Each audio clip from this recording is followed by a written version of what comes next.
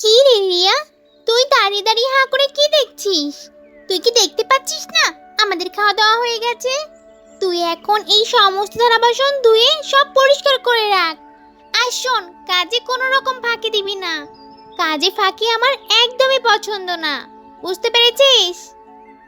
তখন রিয়া সব থালা বাসন ধুয়ে পরিষ্কার করে সুন্দর করে গুছিয়ে রাখলো। এভাবেই রিয়ার সাথে চলতে থাকে অস্বাভাবিক নির্যাতন। একদিন রিয়া হঠাৎ করে খুবই অসুস্থ হয়ে যায়, আর সে সকালে ঘুম থেকে উঠতেই পারে না।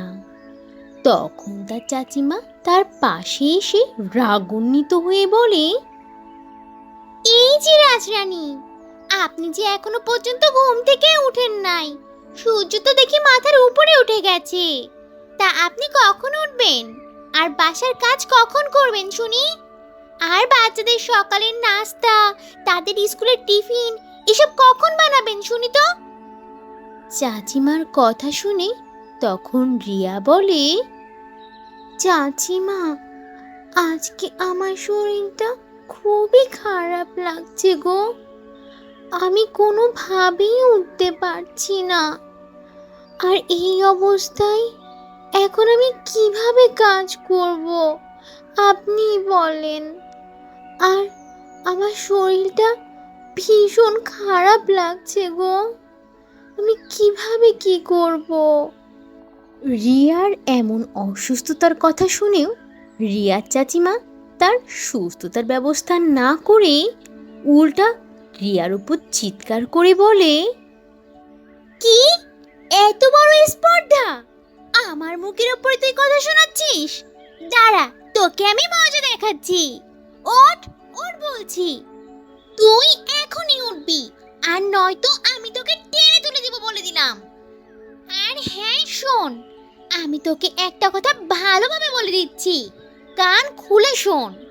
তুই যদি আমার বাড়ি থেকে সব কাজগুলো ভালোভাবে না করতে পারিস, তাহলে তুই আমার বাড়ি থেকে এক্ষুনি বের হয়ে যা।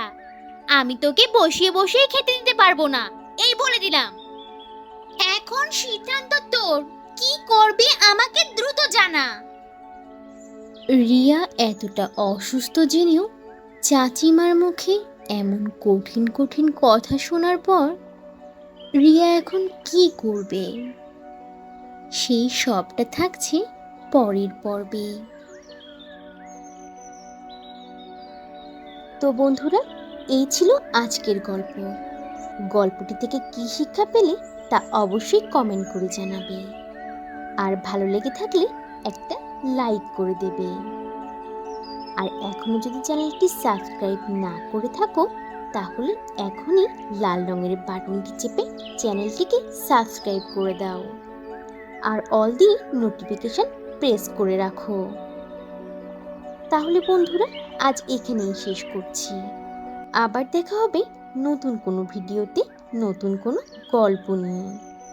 সে পর্যন্ত তোমরা সবাই ভালো থাকবে আর নিজেদের প্রতি খেয়াল রাখবে। আল্লাহ হাফিজ।